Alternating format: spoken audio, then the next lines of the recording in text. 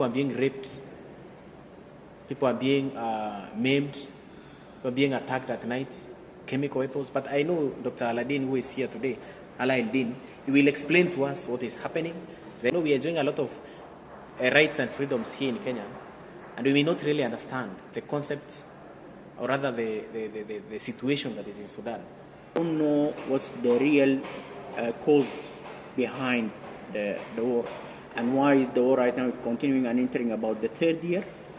In Sudan, what we need right now is peace. The peace efforts that have been advanced by Kenya, specifically our president, they are not in violation of peace terms. There's no way they can have peace when there is war. The people is dying, people are dying, and how much people are refugee.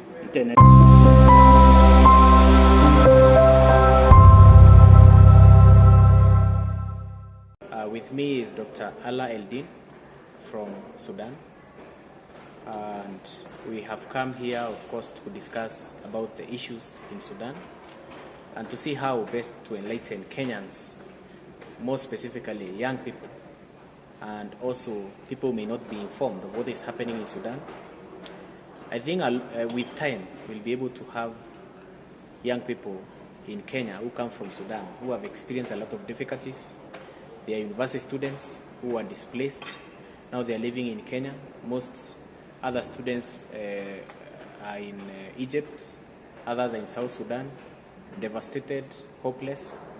They are not enjoying rights to education like they are enjoying here in Kenya. So basically what we are going to do here today is to showcase very many Kenyans are out there, not just Kenyans, but also in the larger picture, the East African community, what Sudan is experiencing.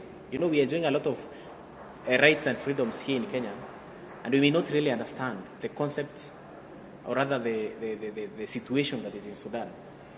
Very many people are dying daily. When I talk about daily, not just just being shot. People are being raped. People are being maimed. People are being attacked at night. Chemical weapons. But I know Dr. Aladdin, who is here today, Aladdin, he will explain to us what is happening. Then we'll end also our remarks later. Welcome, Doctor. Thank you, Mr. Anton. And I thank for having this large gathering of media people and to explain to the Kenyan people what's happening in Sudan. The Sudan crisis and Sudan war have very big problem that there's much of misinformation in the media, and there is wrong narrative about the war in Sudan. Yes, the people knows that what's the human crisis and the humanitarian situation is there, and the people is dying, people are dying, and how much people are refugee, internally displaced, how the health situation is there, but they don't know what's the real cause behind the war, and why is the war right now continuing and entering about the third year, and it's not stopping till now. So this is the main issue: how to stop this war, and who's the one responsible for this war, and to correct much of the wrong narrative in the media. Thank you so much. I think what Dr. Aladdin is trying to explain to us is simple. In Sudan, the situation there, we are talking about chemical weapons being used by SAF, that is the Sudan forces, the Sudanese forces, the government in place. What we want to also clarify is that President Ruto met RSF leader, that is General Hamed, and very many people misconstrued the reason as to why they met. In Sudan, what we need right now is peace. The peace efforts that have been advanced by Kenya, specifically our president, they are not in violation of peace terms. It is simply the fact that East Africans have looked at what is happening in Sudan, how the military is using its power to target innocent civilians. What are these innocent civilians fighting for? They want to have a democratic process whereby the country is free of dictatorship, is free of military takeover.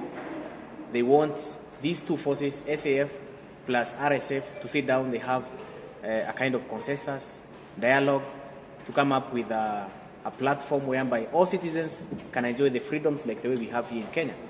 Has it happened really? It has not happened. So, in general, we are trying to say, in Africa, our countries, there's no way they can have peace when there is war. Our collective agenda, and even our president, William Samoei Ruto, what he is fighting for or what he is advancing is to ensure there is cessation of war, there is peace, there is dialogue. RSF stands for that. RSF stands for peace. RSF stands for cessation of war. If at all, Darfur is one of the key places whereby RSF has some kind of presence. But we have seen the military try to use chemical weapons on innocent civilians. We have seen the other day, that is, I think, on 30th of May, whereby trucks taking food to some areas in Darfur. Is it Al-Bashir? Yeah, it's Kuma area. That's in the 2nd or 3rd of June, yes, which was attacked by the SAF Air Forces. Yes. Yeah, and they destroyed the WFP truck. Yes. Taking the humanitarian aid to Al-Kuma, civilians and Al-Fashir. Al-Kuma. Now, I want to ask Kenyans, if humanitarian aid is being sent to some part and regions of Sudan, and the military is being used to do strikes, to strike some of those trucks that are transporting food there, what does that mean? It means that the innocent civilians who are in some of those regions, they will not access food, basics. Food, even shelter is an issue there because it's being bombed the whole place. These kind of wars, after escalating for quite a number of people, these people even raping as young as a 1-year-old child. Officers of the military, they are raping women, they are raping children. They are the same people who have ensured there is a serious crisis, food crisis, education crisis, cessation of movement, violation of human rights. All we are asking as East Africans, we are asking the international community, United Nations, IGAD, African Union, East African community partners, that is the surrounding countries, that is Uganda, Tanzania, Burundi, Rwanda, Ethiopia, Somalia, Egypt, all these countries who are in the East African bloc. I think it is the right time for them to take a neutral stand, call for peace. Like we saw the other day, the African Union chairperson, in one of the talks in one of the Arab countries, he made it very clear, and we can see he is supporting the current regime in Sudan, which is quite wrong, because as Africans we want to see a faction that is pro-people. We want also the people who are there to be listened to. We want there to be democracy. We want the people to be given a chance. That was the whole cause of dialogue. Yeah, but the main issue is that who started this war and who erupted the war and why. The SAF, or the Sudan Armed Forces, started the war on the 15th of April 2023 to bring back the Muslim Brotherhood, or the NCP, that's National Congress Party regime of al-Bashir. Okay. That the people had a very big revolution over in 2018. When the people went to the streets in Khartoum and in other cities in the periphery outside Khartoum, in all Sudan, to get rid of al-Bashir after 30 years of dictatorship. Mm-hmm. But al-Bashir rule was a mixed rule of a military and a Muslim Brotherhood or Islamist. And at that time of the 30 years of al-Bashir regime, Sudan was a nidus for much of the terrorists, the jihadists, Osama bin Laden, al-Zawahiri. So they were exporting terrorists and jihadists to the area, dealing with Boko Haram, with al-Jihad, with all these terrorist movements. When the people started to revolt, and they started in 2018 changing the regime, and we succeeded in changing the regime, and transitional period started in 2019. At that time, the two factions, that now the two belligerents, were one, like in the under the military apparatus. But the difference between the two, that the RSF at that time in 2018, they supported the revolution. When we were there in the sitting area, in the headquarters of the Army or General Command sitting area, we went there in the 6th of April 2019, and then at the first 2 days we were attacked by the security apparatus, but the RSF forces came and surround the area, and then we were not attacked by the security apparatus until this insists on the army and the headquarters of the army to do the change, and the 11th of April then declared the outside of al-Bashir. So as you can hear, ladies and gentlemen, I think the current crisis in Sudan affects all of us. We normally say that injustice here is injustice everywhere. If someone is lacking food here, it's a life cut short. If someone lacks education here, we have lost a champion in the entire of our fraternity. In my opinion, I think Kenyans, before most of the cases when they read from the media, they tend to get one-sided story. It's always good to do background checks and understand how many people have died so far in the current war in Sudan. How many children have been raped? How many women have been raped? What is the extent of chemical weapons usage? How many people have been subjected to drones operations? How many buildings have been destroyed? How much infrastructure has been affected there? What are the kind of resources? Is even business environment there conducive for anyone to make money? Are people there living out without food? Are people dying out of hunger? What is worse than war? Dying of hunger. What is the international community doing to ensure the cessation of war? These are the kind of questions here in Kenya we should ask. And even our neighbors in the East African community, what are they doing to ensure there is peace in Sudan? Because I think all lives are equal. We are all equal under God. We are all equal under God, right? Yeah. The most important thing to show or to elaborate, Anthony, is that the SAF or the previous regime separated South Sudan from Sudan on a religious basis. That's the war in the South Sudan. The SAF was advertising for the war in a religious basis, that the South Sudanese are not Muslims and Jongarang are not Muslim.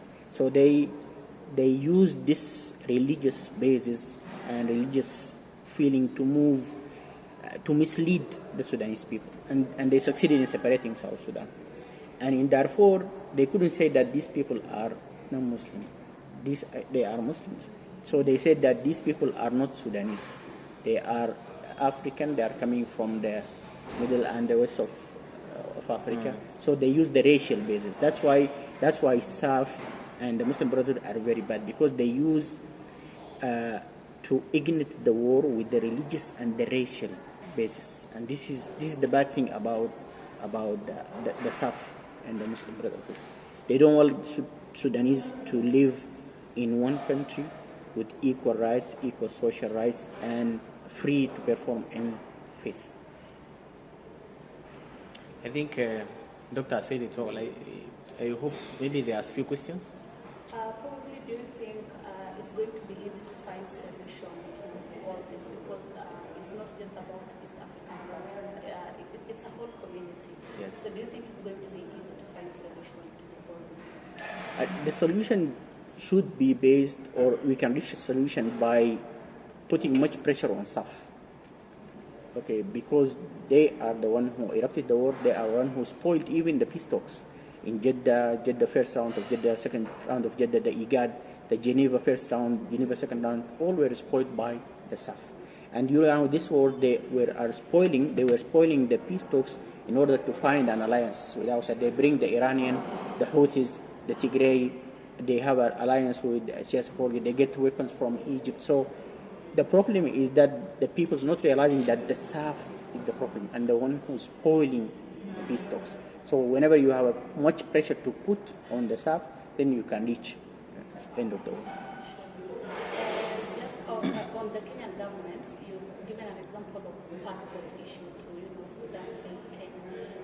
Have they tried reaching out the government to see if they can help when it comes to that issue? No, the passport issue will not be an issue of the Kenyan government. The Kenyan government facilitate much the refugees of staying here, like having the allowance of the stay. That's what a very good things and a very big help to the Sudanese refugees. But for them to have this, the Sudanese to have this renewal of passport and this other civil rights, that's why we are thinking of like declaring a government from inside Sudan, from Darfur, like the one in the Somaliland, for example. It's a political tool that will help to save the people's social rights and civil rights there, and will be a political tool to do a much pressure on the South or Al-Burhan side. Apart from allowing the Sudanese refugees to stay in Kenya, what else can the Kenyan government do to support Sudan or even to save Sudan and everything? Not only the Sudanese refugees, but Sudanese students. Many of the refugees are students, and I think they have an access for much of the education here. The other thing is that the humanitarian support that is provided by the Kenyan government, and the will for the peace and the work for the peace is the most important issue. You cannot solve the Sudan issue without insisting on peace. And insisting on peace, to reach it, to me, it means to put much more pressure on the part that spoils the peace. That is to say, Al-Burhan.